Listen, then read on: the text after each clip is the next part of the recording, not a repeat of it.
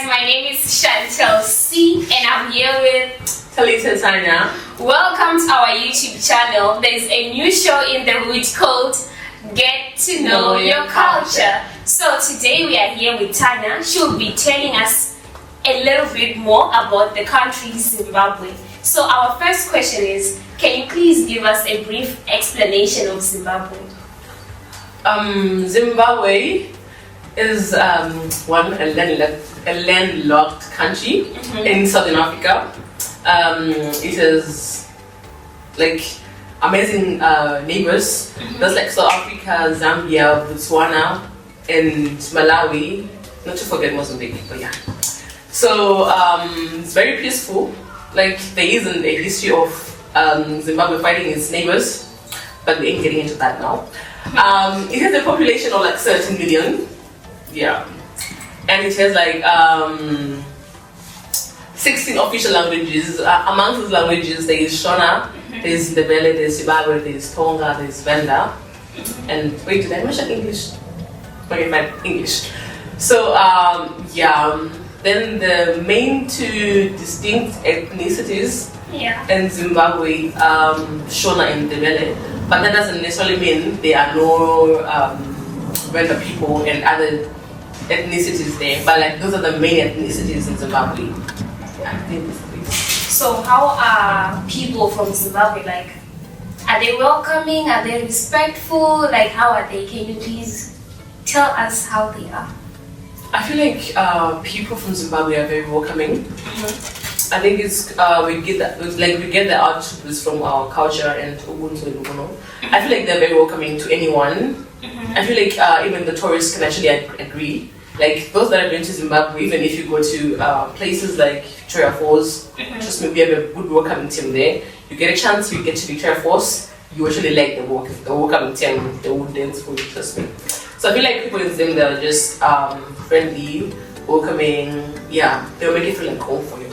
So what's your favorite place in Zimbabwe? Home.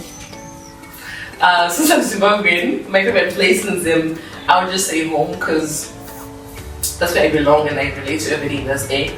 But besides being at home, let me just look for a fancy place that I've been to or like a memorable place. I would say I like Zimbabwe.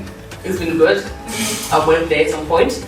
It was nice. I liked because it's a cultural place and it holds lots of history of our country, Zimbabwe. So being there was so fun, relatable. I cannot say relatable because I wasn't born during the time, but it makes everything make sense because you know it's like putting the flesh to the bones, making it all. So like I think it was good. Okay, so there's a saying that says it takes a village to raise a child. Isn't that fascinating? Because usually in some cultures it's not like that. I feel like it is fascinating actually, and for example, I am a product of a community. I wasn't like necessarily raised by one person, managed raising me. They could, but like I'm from a very huge extended family. Like the family is too intertwined. We have nuclear families in the midst, but that doesn't necessarily mean my extended family wasn't there, and they did contribute to raising me, and look at how it turned out. No, It's good. perfect. And what are totems? Because there's something that I need to learn about. So totems are like objects, animals that I use as a symbol of identification. For example, like there is an eland, it's an animal, like in Shona we just call it mofu. It is most of the most interesting people. Like the guys are mofu, the females are chiara. Then there is moyo. I mean like according to Zim people, it is the most pretty ladies. Most artists sing about the moyo totem, and I mean then there are others like Soko, that's from the monkeys. Yeah. They're actually there are lots of totems, some go for wear, and yeah, it's just a form of identification. Yeah. But why do the animals represent the totems? Like it doesn't make sense. Because usually I thought when they say that you are Soko, you're supposed to be acting like a Soko. So can you please explain that to me? I don't necessarily okay, this is from my personal view.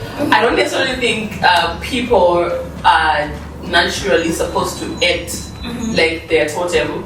I think it's just an excuse people give to act in a certain way. Because just because you're so good doesn't necessarily mean you have to be climbing trees every time. It's just your totem. So like, I don't necessarily think it's because it's in their genes. It's not even into them. It's just something people choose to do. Yeah. So as a Mamoyo, growing up, I was always told not to eat moyo, be it chicken moyo or cow moyo. Sorry, I was told not to eat. Like, well, what's going to happen if you eat? Because I never ate, honestly. As a person that's Mamoyo as well, I feel like it makes sense when I was being told not to eat moyo. Because I mean, it's my totem. Because if you eat it, you lose your teeth. Yeah. But I've got a chance to dissect the, how they recite the totem, and actually realizing the totem moyo is basically describing a cow. So how is it necessarily meaning that if I eat the heart, I will lose my tooth? But if I eat the legs and everything else, part of the cow, I will not. So I don't necessarily think it has much of impact, but it was just a way of trying to preserve certain animals from being extinct. So, because if people would eat everything they identify or group themselves as, I feel like certain animals would have been extinct in Zimbabwe by now. Now we move on to marriage. Can you please explain to us the rora procedure?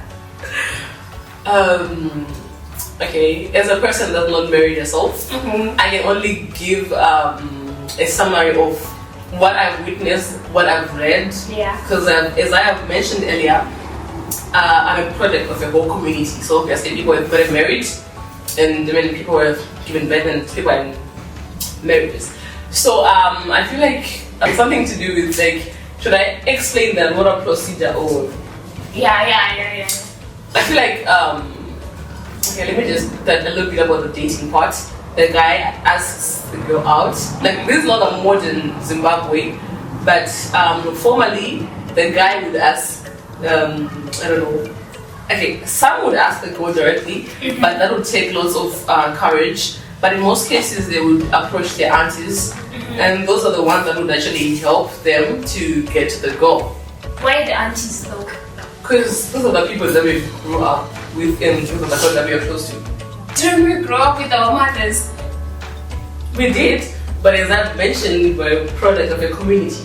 Okay. So even though our mothers were there, that doesn't discredit the presence of our aunties, our cousins, and So you get to the aunt will help you out. So there's back then people used to specialize in like hunting, drum beating. So, and I think every woman, especially Zimbabweans, would want a person with a name or with something that they can be identified with. So if you were a hunter back in the days and you were single and you approach the family, the relatives actually would help you out with like, oh, look at this guy, he has this and this, you should get married to this, or if you date this person, because I mean like the bag is really important in the history. So that has been the case. So you would get to after go out, and if she agrees, it wouldn't necessarily be dating, it would be courtship, because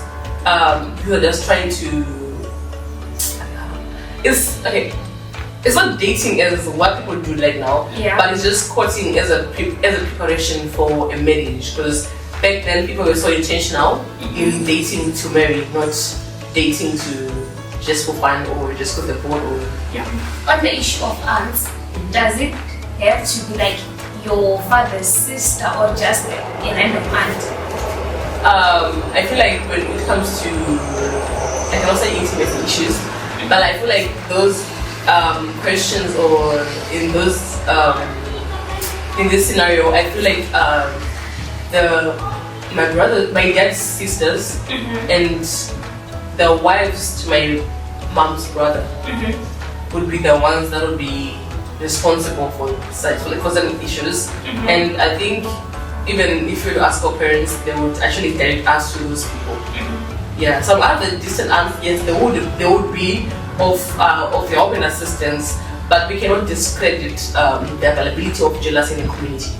So we still need to be close and have a scrutiny eye to who we tell our information. Yeah. So yeah. So back to the courtship part. You court a certain lady for a certain period of time. Back then people would court for years, and most of their days would be chaperoned, so nothing much would happen. Yeah, I think that most people would use as hold hands, which is not different from the current dating. But like then at some point when it's time, they get married. Yeah, the guy pays the bride price to the ghost family. They bring up the money. No, I think back then it wasn't more of money. It was more of cattle and grain. Yeah. What's the range of the bride price like? I'm not sure.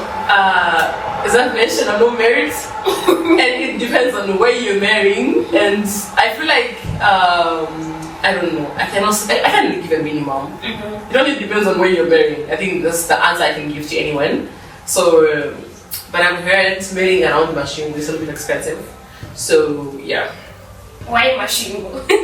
I just heard it's a hearsay. I guess that area is a little bit expensive to marry. So if you really want to marry in that region, you gotta need to have a little bit of money or a handsome amount of, I don't know, assets. Yeah.